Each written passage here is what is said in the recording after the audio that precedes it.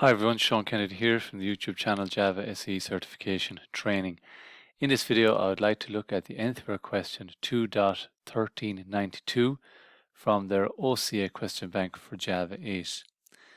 And this particular question is really hinged upon the fact of what happens when you append something to a string which has null, when it's set to null. So what I'll do is I'll draw out the diagram, I'll load up this question, and we'll discuss it from there. So there's the question there. We're declaring a string, Meister, and we're setting it to good. And then we've got a character array, GOOD as well. Then we have a string, Euster is assigned null, and then for each character in this character array, we append it on to Euster, which is set to null.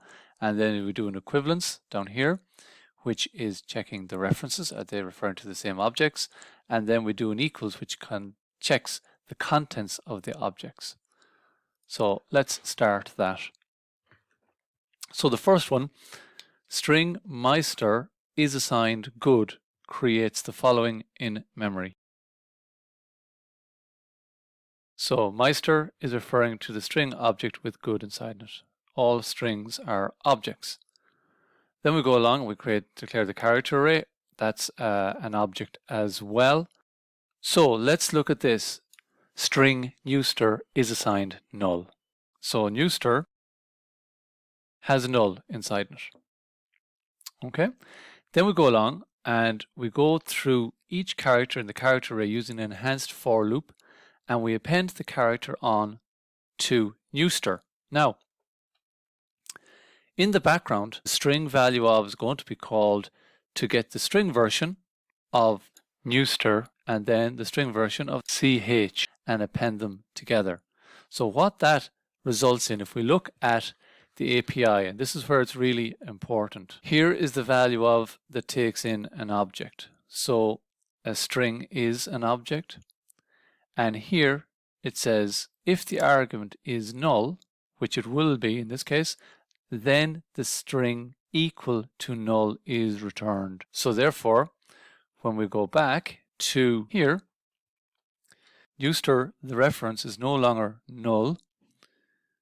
It is referring to the string null and G appended onto it. So the G is converted somewhere in memory to the string G. And you end up with that string object. And it proceeds and performs the next loop iteration. So we've got O.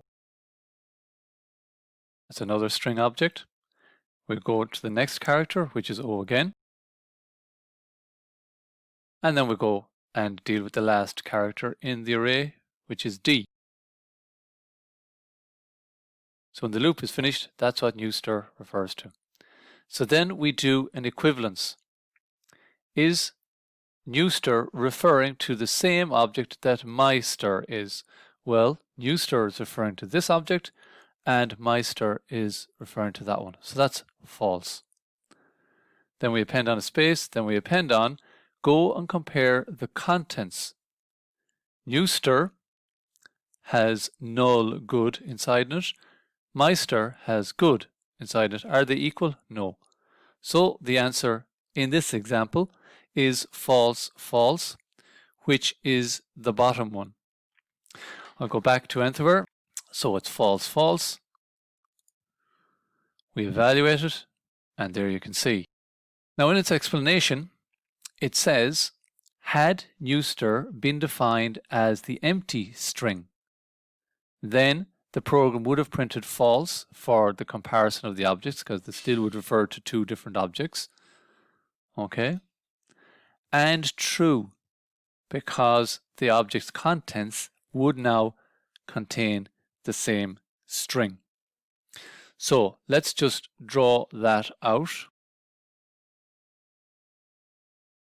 So Euster is now the empty string.